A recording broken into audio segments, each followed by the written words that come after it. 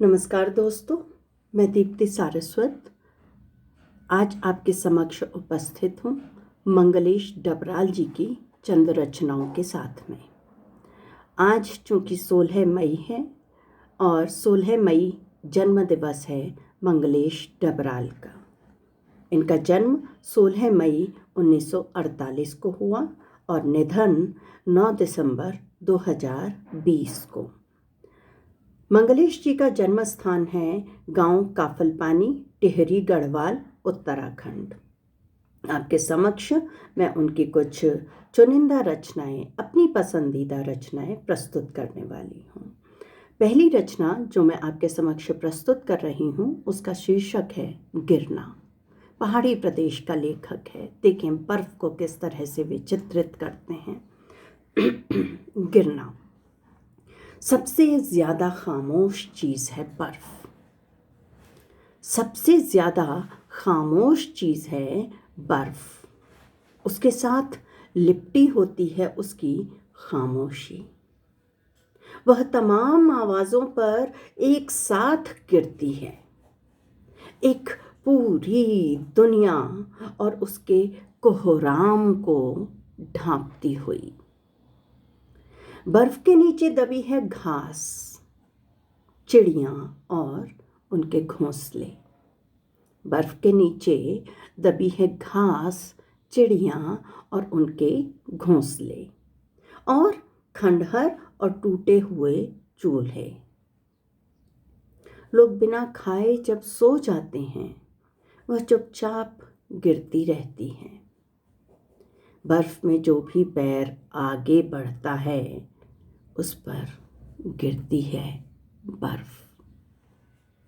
बर्फ गिर रही है चारों ओर, आदि अंतहीन। रास्ते बंद हो रहे हैं।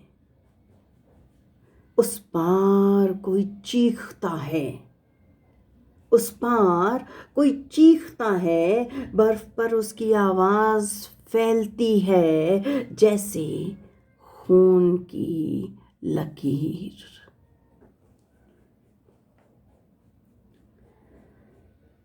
एक अन्य कविता, यहाँ थी वह नदी। यहाँ थी वह नदी कविता पढ़ते हुए याद आती है आदरणीय हरनोट जी के उपन्यास नदी रंग जैसी लड़की की। सभी की एक सी चिंताएं। सभी पहाड़ के लेखक हैं, मेरे पसंद के लेखक हैं मंगलेश जी और आदरणीय हरनोट जी। यहाँ थी वह नदी। जल्दी से वह पहुंचना चाहती थी उस जगह जहां एक आदमी उसके पानी में नहाने जा रहा था। जल्दी से वह पहुंचना चाहती थी उस जगह जहां एक आदमी उसके पानी में नहाने जा रहा था। एक नाव लोगों का इंतजार कर रही थी और पक्षियों की कतार आ रही थी पानी की खोज में। पुनः पढ़ देती हूँ मैं शीर्षक, यहाँ थी वह नदी। जल्दी से वह पहुंचना चाहती थी उस जगह जहां एक आदमी उसके पानी में नहाने जा रहा था। एक नाव लोगों का इंतजार कर रही थी और पक्षियों की कतार आ रही थी पानी की खोज में। बचपन की उस नदी में हम अपने चेहरे देखते थे हिलते हुए। उसके किनारे थे हमारे घर, हमेशा उफनती, अपने तटों और पत्थरों को प्यार करती। उसी नदी से शुरू होते थे दिन। उसकी आवाज तमाम खिड़कियों पर सुनाई देती थी। लहरें दरवाजों को थपथपाती थीं, बुलाती हुई लगातार। हमें याद है यहाँ थी वह नदी, इसी रेत में जहां हमारे चेहरे हिलते थे। यहाँ थी वह नाव इंतजार करती हुई। अब वहां कुछ नहीं है, सिर्फ रात को जब लोग नींद में होते हैं, कभी कभी एक आवाज़ सुनाई देती है रेत से।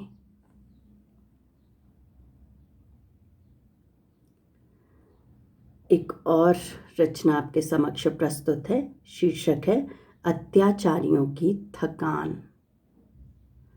देखें जरा, अत्याचारियों की थकान। अत्याचार करने के बाद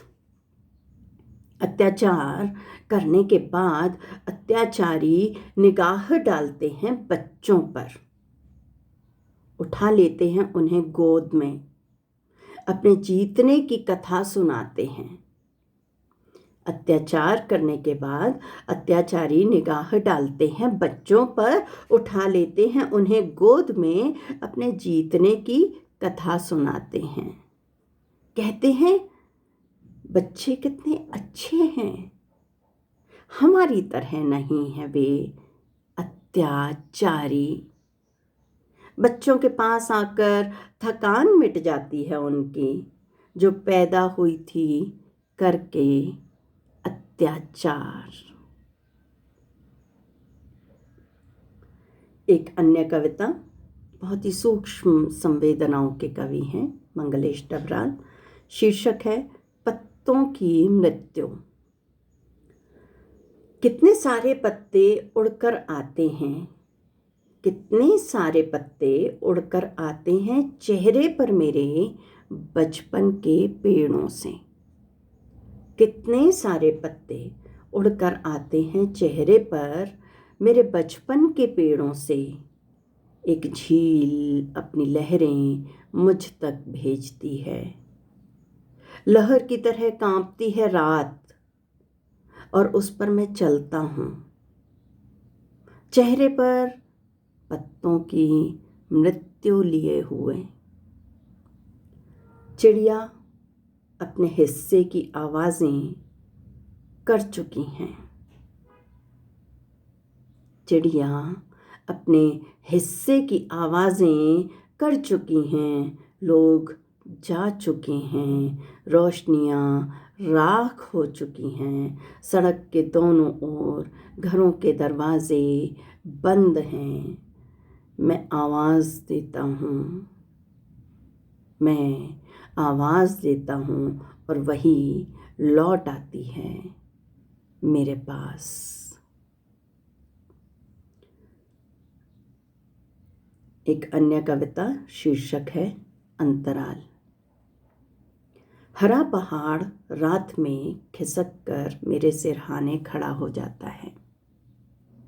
हरा पहाड़ रात में खिसक कर मेरे सिरहाने खड़ा हो जाता है। शिखरों से टकराती हुई तुम्हारी आवाज़ सीलन भरी घाटी में गिरती है, और बीतते दृश्यों की धुंध से छन कर आते रहते हैं तुम्हारे देहवर्ष। और बीतते हुए दृश्यों की धुंध से छनकर आते रहते हैं तुम्हारे देह वर्ष। पत्थरों पर झुकी हुई घास इच्छाओं की तरह अजस्र झरने, एक निर्गंध मृत्यु, और वह सब जिससे तुम्हारा शरीर रचा गया है, लौटता है रक्त में, फिर से चीखने के लिए। अब जो मैं रचना आपके समक्ष प्रस्तुत कर रही हूँ, वह मंगलेश जी ने एक पहाड़ी लोकगीत से प्रेरित होकर लिखी है।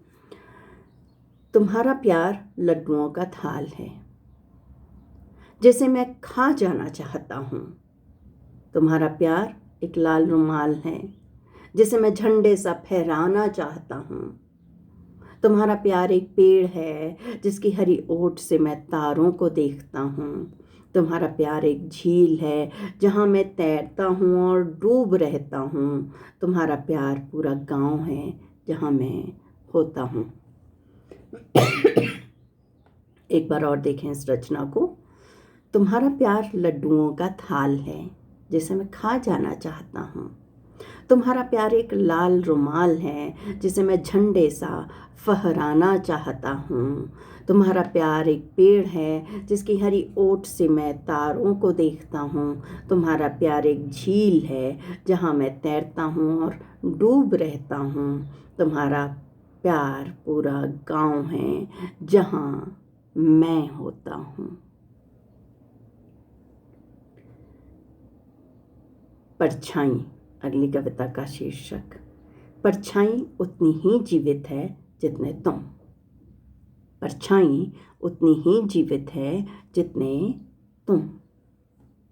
तुम्हारे आगे पीछे या तुम्हारे भीतर छिपी हुई, या वहां जहां से तुम चले गए हो। कविता का शीर्षक मकान। यह मकान सारा कुछ छुपाए हुए है। यह मकान सारा कुछ छुपाए हुए है अपने अंधकार में। औरत, औरत का स्वप्न, औरत का बच्चा, औरत की मौत।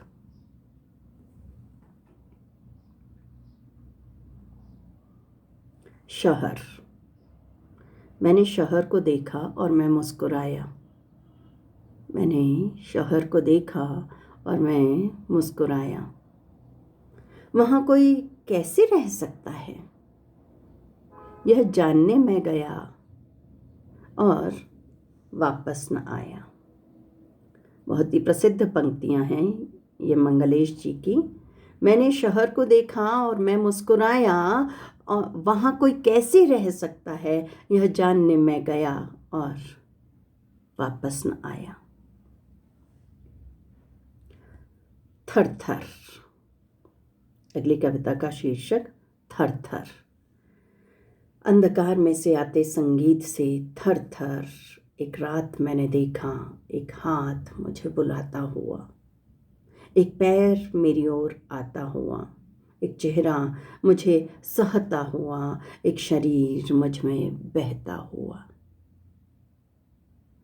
अंधकार में से आते संगीत से थर थर एक रात मैंने देखा, एक हाथ मुझे बुलाता हुआ, एक पैर मेरी ओर आता हुआ, एक चेहरा मुझे सहता हुआ, एक शरीर मुझ में बहता हुआ। शब्द, नन्ही सी कविता। शब्द। कुछ शब्द चीखते हैं, कुछ शब्द चीखते हैं, कुछ कपड़े उतार घुस जाते हैं इतिहास में, कुछ हो जाते हैं खामोश। ये कविता सुने आप, नन्ही सी है, शीर्षक है कविता। कविता दिन भर थकान जैसी थी। कविता दिन भर थकान जैसी थी और रात में नींद की तरह। कविता दिन भर थकान जैसी थी और रात में नींद की तरह। सुबह पूछती हुई, क्या तुमने खाना खाया रात को? पहाड़ पर चढ़ते हुए, शीर्षक है पहाड़। पहाड़ पर चढ़ते हुए तुम्हारी सांस फूल जाती है, आवाज़ भर्राने लगती है, तुम्हारा कद भी घिसने लगता है। पहाड़ तब भी है जब तुम नहीं हो। पहाड़ पर चढ़ते हुए तुम्हारी सांस फूल जाती है, आवाज़ भर्राने लगती है, तुम्हारा कद भी घिसने लगता है। पहाड़ तब भी है जब तुम नहीं हो। धन्यवाद।